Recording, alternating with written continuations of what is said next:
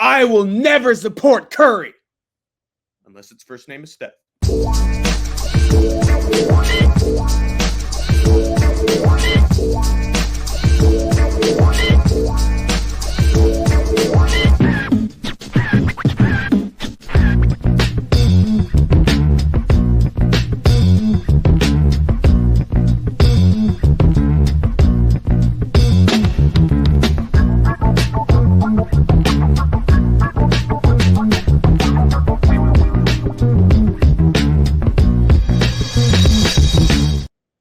Troopers and grinders, welcome to Hank's Picks. God, I gotta get the sweet spot right there. Hank's Picks for Contender Series Week 4. Yes, this is a very exciting week, Troopers and grinders, compared to Week 2 and I would argue Week 3.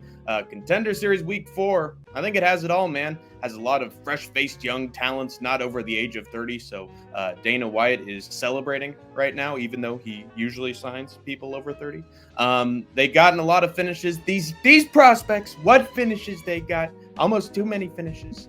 And we are guaranteed action this time around. And yeah, I think it's going to be a good one. Plus, you know, these guys are so talented that Dana White might actually just give everybody contracts. He's getting into his generous phase. It's in the middle of Contender Series. So, you know, who knows? Win or lose, you'll get a contract. Everybody gets a car, just like Oprah said. But we move to our first matchup of Hank's Locks and Brett, just general picks for Contender Series. We got Quillan Salkilld versus Gage Young. And let me say this first, Troopers and grinders. This guy over here, Quillan, he looks like he's killing salads everywhere he goes. It's in the name, you know. And meanwhile, this kid with this guy on the right, it's hard to gauge just how young this guy is, but he seems right in the middle, I got Salkilld by submission. I believe I got him by round 1 submission.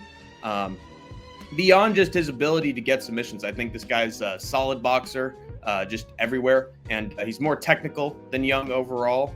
Also, even if he has a problem every once in a while with getting taken down, there's some people have told me that his weakness is the wrestling, and Young is a decent wrestler himself. I still feel like Salkilld is dangerous on the ground. He has excellent BJJ, and he has been able to rack up submissions while on his back. So there's a threat for a finish everywhere with Salkilld. I don't feel the same way with Gage Young. Also, I just feel like in general, Salkilld has a solid combination of striking and grappling. With Young, I feel less that way. I feel like he's just all right in most areas, but there's nothing that really like stands out to me that tells me, oh, I got to pick Gage Young as the underdog here. He is a favorite, by the way, Salkilld. Let me look. Yeah, he's a minus 200 favorite against plus 165. And if you look at Tapology, 82%, which is decent. There is, I guess, an underdog chance amongst the Tapology group, but I don't see it really. I feel like Salkild's just way much more of a threat for like all the fight as long as it lasts.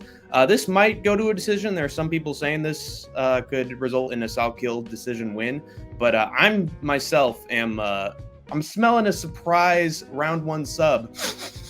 Oh, I smell submissions. Either on Salkild's back or suddenly on top. No Cosby. We then have our second fight of the 5-fight card. Thank you, Lord, for sparing my buns when I do my fight companion of this. We've got Yuneisy Duben versus Shannon Clark of Venezuelan. I love it. Tough South Americans. But yeah, here I got Shannon Clark in this matchup. Now, don't let Duben fool you, man. Her wins may make you want to say, you nasty, Duben. Again, in her name. She's got an excellent mix of Kung Fu and Taekwondo acumen, so that might be a problem. She is scary on the feet. She has a lot of power. But the major caveat you got to take with Yuneisy Duben is that her opponents literally have 0 wins, a combined record of 0 victories in their fights. She's beaten an 0-2 woman. She's beaten an 0-4 woman. Let me just take you through this. Look at this. 0-0, 0-0, 0-0, 0-0. I mean, come on, dude. Everybody that she's beaten has been a bunch of amateurs with literally no experience and no quality or even threat of danger going into their fights. So they are seriously patting this woman up, and not just in terms of her records, but in other places as well. I mean, you got to get onto Dana White's good side somehow. Meanwhile, I feel like with Shannon Clark, she is a wrestler. Oh, you're a wrestler now. You're a wrestler now. She is the wrestler of the two of them. Given that Duben has probably had very little experience with stuffing takedowns or dealing with the pressure game of fighters who actually have a sense of aggression, I just feel like she is going to be very ill prepared for Shannon Ross because she is a constant wrestler. It's just, I don't think Duben's going to be able to stuff Shannon Clark's takedowns because she just comes at you and she is like constantly clinching. If she's not getting the takedown, she's leaning up against the cage and delivering big knees and big elbows. And then once her opponent's gassed out, she then gets them down to the ground, just a systematic approach. And it reminds me a little bit of Andreas Gustafsson, who just competed on Contender Series a few weeks ago and was just keeping his opponent in the clinch over and over and over again and just beating the absolute crap out of him. Excellent pace and a consistent strategy. I really like to see that in contestants on Dana White's Contender Series. It's good to know that they actually have strategy going into this thing. It shows they have good fight IQ, and if it ain't broke, don't fix it. And I feel like Shannon Clark's going to stick with that strategy against an opponent with a higher caliber and just better experience and a well-rounded offense overall, like someone other than Duben. I feel like Shannon Clark might be dealing with a tough opponent, but Duben seems like a one-trick pony who is just being fed cans like a billy goat to basically use his target practice. But here, the jump in quality is way too much for Duben. If Shannon Clark gets a win here on the Contender Series, she'll already be better than Shannon Ross. Then we have our feature fight of the evening. We got the great Austin Bashi taking on Dorian Ramos. Some guy, Dorian Ramos. Not a DeLorean, he's a Dorian. And he's not adorable, he's just Dorian. Look at this profile picture on the left for Austin Bashi. Look at this shit, man. He looks like Shaggy from Scooby-Doo if he decided to stalk Sean O'Malley in his spare time. I mean, look at that fucking cotton candy hair. Interesting little anecdote. I once actually took a bite out of my cousin's hair once because I mistook it for cotton candy.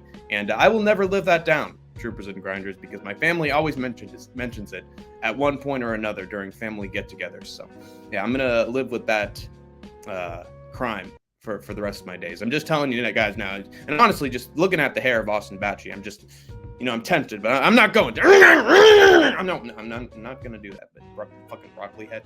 Cotton candy. He is taking on Dorian Ramos or whatever his name is. With Austin Bashi, he may look very strange and like a freak from that Sin City movie, but this kid's a grappling phenom. He is subbing everybody, including pretty good opponents that the regional MMA scene has been putting in front of him. So he's ticked all the boxes so far. The only problem I have with Austin Bashi right now going into this fight is that he's a tiny featherweight, and he really should be a bantamweight. He's I could call him a big 125 guy. So he's sort of like in the role of an Aljamain Sterling, where now the jump up is a little scarier for him because he's sort of like in between weight divisions. He's too big for bantamweight, but he's too small for featherweight. So he's in a very sad Charles Oliveira phase. But lucky for him, the taller Tommy McMillan, who he was supposed to fight on this week of the Contender Series, pulled out of their fight. And now Bashi is essentially being given a layup here with a shorter opponent who I think is only like, what? Is he 1 foot? Is he 1 inch smaller than Austin Bashi, or is he? I think he's only 1 inch taller. Yes, Dorian Ramos. So not a big height disparity here whatsoever. I think McMillan was like at least 3 inches taller than him, which would have been a really tough challenge. And a lot of people were saying that was going to be like the closest fight of the week. But Now the height disparity is pretty much gone, and I just think Dorian Ramos is okay at striking and fine at grappling. But Bashi's clearly more advanced in every area. That's just my opinion, man. Ramos has also been taken down and subbed before in his fights. He has a history of it. So I think this is going to be a cinch for a guy whose expertise is getting people down to the ground and subbing him. That is Austin Bashi's bread and butter. He gets you down and he bashes your head in.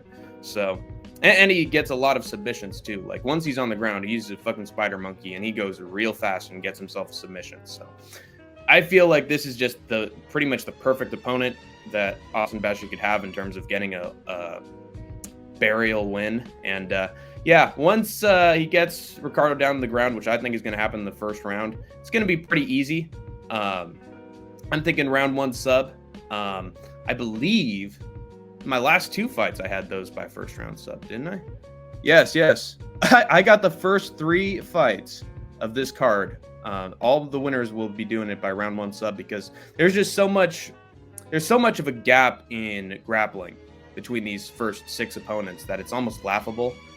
It's going to be good action. We're going to get some finishes. And hey, I'm the guy who loves finishes more than anything else in this sport, but God, the disparity in quality is just a little bit, you got to scratch your head a little bit and ask, how were they not able to put closer fights together? I know this one was supposed to be close, but the others, yeah, I don't know, man. You got to get a better caliber of talent for Contender Series. That is my gripe. But yeah, this should be easy street for Bashi, and yeah, I don't know, man. He's a fantastic wrestler, but in the future, he's going to need some people to help him make the weight for featherweight consistently, because again, he's stuck in the middle with this, and he needs to find a good trainer that can make him actually build some muscle and be a good fit for featherweight, because I think that's what he wants to do in the future. But we then have our co-main event of Dana White's Contender Series. Let me pull that up. This one's going to be pretty hyped up. We have Will Currie taking on Djorden Santos. Who have I got for this one, you may ask? Well, it's a very surprising pick, if I do say so myself. I have Djorden Santos by decision. Let me tell you why. Let me tell you something. I have tossed and turned over this one the last couple days. I've leaned Currie one day and then leaned Santos the other. A lot of people are picking Currie. If you scroll down, he actually has a 93% prediction rate from Tapology. But yeah, I'm going to be one of the few, man. I'm going to be the silent minority, or the vocal minority. Sort of in between. Semi-vocal minority. And I'm going to pick Djorden Santos here. I feel like Will Currie's sort of a hyped up prospect when he was in Cage Warriors. He has good grappling. That is what he does. Like, again, so many freaking wrestlers on this one week. Couldn't they have like distributed it a little more evenly among the weeks and actually had some guys who can get a knockout or something? I mean, I'm predicting a lot of these guys by submission, but you know, they could get knockouts. I could eat some crow and eat my words, but I feel like we got way too many wrestlers on this week. There's not a lot of guys who I feel are going to get some big knockout. It just doesn't seem possible for me. And that's a shame, because you always want to sort of, if you want a perfect card, you got to have some submissions and some knockouts, you know. But here it's all subs, which I'm fine with. It's gives me a lot of like anticipation when it happens, but there's nothing like a good knockout. Anyway, that's my little mini rant out of the way. I feel like Will Currie's overhyped. He has only lost to Cage Warriors champions and now UFC prospect. But if you look at those fights, if you watch him back, he's way too reliant on his grappling, because his striking is just sort of shit, you know. He has a leg kick, but not much else. Like, in terms of striking, in terms of actually like keeping composure on the feet and being technical and having a strategy, he's just out the window with Will Currie. He wants to get you down, and if he doesn't, he's in trouble. He also has, in terms of striking defense, he has a cover-up, like Justin Gaethje kind of guard where he doesn't really cover up. It's not like this where it's hard to get through the guard. He just like puts his hands over the eyes and hopes that the opponent doesn't hit him with something, which is just like one of the worst striking defenses you could possibly have. And yeah, he's been beaten up by Mick Stanton, and he was beaten up twice by Christian Leroy Duncan, who are all excellent strikers, and he just had nothing for him on the feet. And if you can't take the heat on the feet, you might as well get out of the kitchen with Contender Series, because you need some fucking finishes, and you need something exciting, and to tell Dana that you're looking to a fight. You're looking for a fight when you actually step inside that octagon. And William Currie is not that guy. This might be a crazy underdog pick for me, but we saw what happened with Myron Santos against Con Ofley a few weeks ago, Cannonier versus Baralho. He stuffed the takedowns, and then he beat Ofley's ass. And Djorden's last name is also Santos, so it just makes all the sense in the world. He's gonna have the fucking Brazilian takedown defense. And what I've seen from Djorden Santos in his last couple fights is that it is very, very hard to get him down. He's got that what was his name? Brad Tavares. Yeah, Brad Tavares. He's got that Brad Tavares style of, oh, you can't take me down. I refuse to get taken down. I will never let you take me down. And then once we keep it on the feet, I will absolutely beat your ass. Like, he's got that Brad Tavares kind of takedown defense quality. And also, I feel like he's solid enough on the feet he doesn't have a lot of finishing ability. Like, he won, I believe it was a decision in his last fight. Yes, he won a unanimous decision against an 8-2 opponent, which is not bad at all. And he just whooped him over 3 rounds. He didn't have the potential to finish him and crack him with something big, but he was definitely able to stay in it and just overall just have a more consistent quality in his striking to get the win. I feel like it's just going to be the same thing here. Currie, if he's not able to get a takedown, he sort of crumbles. And against the cage, if you're going tit for tat with him, he is going to let himself go. And he's just going to cover up. So I feel like there's going to be at least 2 out of 3 rounds where Santos is able to keep it on the feet and just beat him up for 5 minutes. With his track record, he stuffs most of Curry's takedowns. Curry shells up like he always does. I don't think that Curry can get finished. He is still a very young kid, and he's only, I believe, been knocked out by Christian Leroy Duncan, which is not the worst opponent to get knocked out against. That's what Duncan does. But I feel like he's going to get beaten up because, again, his striking basics and essentials are just not there. And he's going to lose. I feel like I'm smelling a Djorden unanimous decision win. But who knows if this guy even gets a contract for a decision. He better hope that it's a good fight against William Currie while it lasts, because I feel like Santos probably needs a finish to get signed by Dana to the UFC. Currie for 3! No! Airball! Oh my God! Lakers win! What was it? 4-3! Fuck! Now we have our main event for the Contender Series. We got Igor Cavalcanti taking on Seok Hyun. Now, I have 2 reasons as to why I'm picking Igor Cavalcanti in this one. Reason number 1 is that Igor's last name is Cavalcanti, and the Cavalcanti names been racking up some W's as of late. I mean, just ask Jacqueline Cavalcanti a few weeks ago. She beat the crap out of Jussiana Nunes. So the Cavalcanti name is staying fucking vibrant right now, and I feel like that's not going to stop. Can't take the train off the tracks with that name. And then reason number 2, totally valid reason, is that Seok Hyun-ko's unfortunately from South Korea. And I'm sorry, fighters out of that country very often drop the ball once they make it to the big show in the UFC, unless your name is Korean Zombie or Korean Superboy. And even Doo Ho Choi's lost way too many fights that he should be winning. So I don't know, it just seems like a lot of the time fighters from Korea who are making it to the UFC, there's this one matchup that they just can't get past, and then it's just all middling away in like the lower tiers of their weight divisions. I don't know, I feel like their kind of martial art doesn't really translate once they get to a bigger promotion. The regionals is where they have most of their success. But going to more tangible reason, I got my conspiracy theories, but going to actually looking at both these guys, his track records in terms of their fights, as to why Igor wins. And he's an often very dominant and explosive wrestler. He's just coming at you really quick first round. I don't think he's made it past the first round in his last 9 fights. Because once he gets you down to the ground, once he's on your back, once he's on top, it's sort of over for you. You're in trouble. He's going to latch up a rear naked choke. Let's even take a look at some of the subs he's been getting. Oh, TKO, ground and pound, guillotine choke. Yeah, I mean, wait, do I have him? Yeah, I have him picked by KO. Okay, finally we have a freaking KO on this card. Thank you, blessed day, Lord. But he can do it all. Once he's on you and you're on the ground, no Jones, he can beat the shit out of you basically any way he wants. And I feel like that's not going to change here a lot. Now, his ability to finish you on the ground, we're looking at the results here, right? On paper, Anthony Smith style, but that's been shown in very little footage. Like a lot of MMA predictors I've been looking at, and then myself included, I've tried to find footage of this guy, but there's very little footage of it. Fucking Brazil and LFA and its shaky potato cam.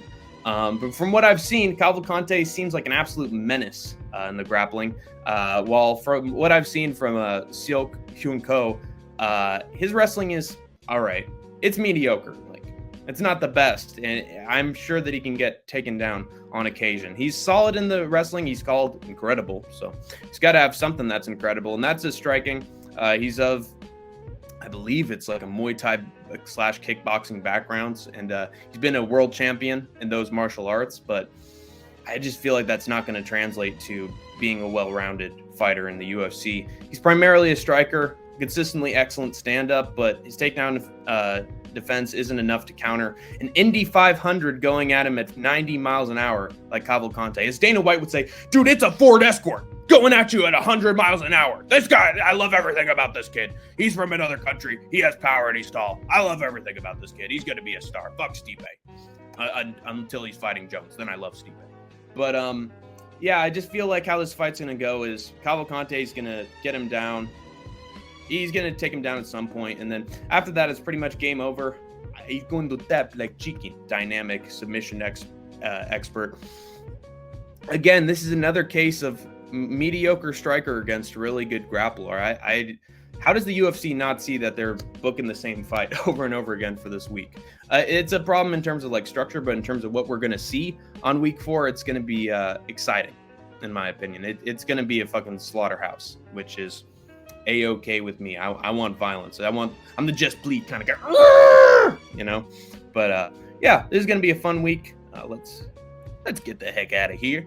Yeah, I'm looking forward to Contender Series Week 4. Should be a very easy watch. Tell your family, tell your friends about Contender Series Week 4, because it is absolutely going to be deliver. I feel like we're going to get the same level of quality that we got with Contender Series Week 1 with this one. I know a bunch of guys on here, and I know that they deliver it every single time. Yeah, this is going to be fun, guys. I'm looking forward to this week, so tune in to Hank the Tank's Fight Companion for Contender Series Week 4. And until we meet again, troopers and grinders, you have escaped the war zone for now.